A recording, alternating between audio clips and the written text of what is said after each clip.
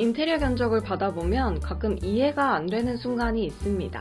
도장은 벽지보다 조금 비싸겠지? 타일 몇 장 추가하는 건데 그렇게 많이 차이 나나? 몰딩을 없애는 건데 왜 공사비가 더 늘어나지? 분명히 뭔가를 더 만드는 것도 아닙니다. 오히려 없애거나 그냥 바꾼 것 뿐인데 견적은 예상보다 크게 올라갑니다. 그래서 많은 분들이 업체마다 왜 이렇게 금액이 다르지? 라고 생각합니다. 그런데 실제로는 업체마다 계산 방식이 다른 경우보다 소비자와 현장이 보고 있는 대상이 다른 경우가 더 많습니다. 소비자는 마감재를 보고 있고 현장은 공정을 보고 있기 때문입니다. 오늘은 마감재를 바꿨을 뿐인데 왜 예상하지 못한 공정이 생기는지, 그리고 견적을 볼 때 무엇을 먼저 확인해야 하는지 이야기해 보겠습니다. 인테리어 번역기 집학입니다. 예를 들어 보겠습니다. 고객은 보통 이렇게 이야기합니다. 벽지는 조금 평범해서 도장으로 바꾸고 싶어요. TV벽은 타일로 하면 더 고급스러울 것 같아요. 무몰딩이 훨씬 깔끔해 보이네요. 이 모든 이야기는 전부 디자인 이야기입니다. 그런데 이런 이야기를 들을 때 현장은 조금 다르게 봅니다. 도장을 하려면 벽 상태가 괜찮은지, 타일을 붙여도 벽이 버틸 수 있는지, 몰딩을 없애면 접합 후 처리가 가능한지, 같은 공간을 보고 있지만 소비자는 결과를 보고 현장은 그 결과를 만들기 위한 과정을 봅니다. 견적의 체감 차이는 대부분 여기서 시작됩니다. 몇 가지 사례를 들어보면서 이야기를 나눠보겠습니다. 벽지에서 도장으로 바꾸면 왜 공사비가 늘어날까요?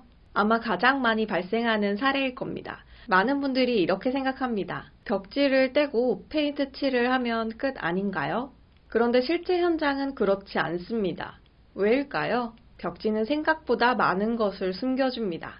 벽면의 작은 굴곡, 석고보드 이음매, 미세한 틀어짐, 벽지는 이런 것들을 어느 정도 감춰줍니다. 그런데 도장은 다릅니다. 도장은 숨겨주지 않습니다. 오히려 보여줍니다. 그래서 현장에서는 페인트를 바르기 전에 벽을 다시 만듭니다. 퍼티를 하고 샌딩을 하고 다시 퍼티를 하고 다시 샌딩을 합니다. 소비자는 도장을 추가했다고 생각하지만 현장은 벽의 품질 기준이 올라갔다고 생각합니다.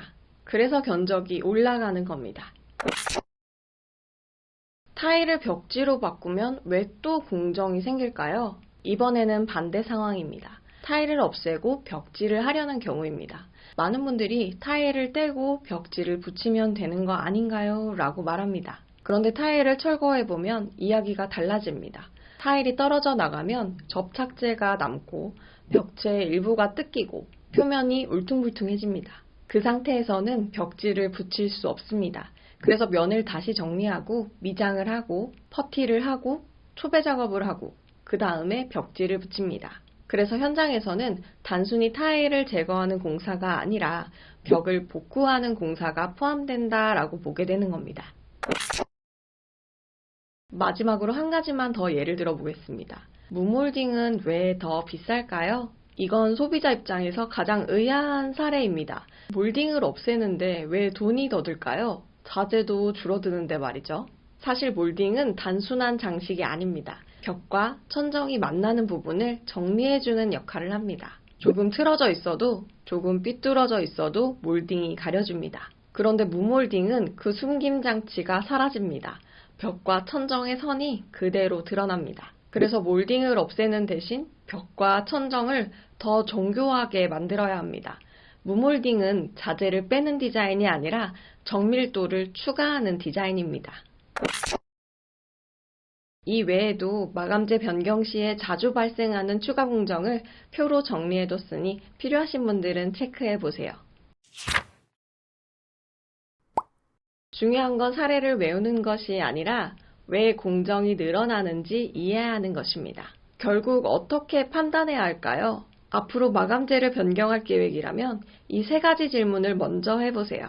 첫 번째, 새 마감재는 기존 하자를 숨겨주는가 아니면 더 드러내는가? 두 번째, 기존 마감재를 철거한 뒤 바로 시공이 가능한가? 아니면 복구가 필요한가? 세 번째, 목공, 미장, 도장처럼 다른 공정이 함께 따라오는가?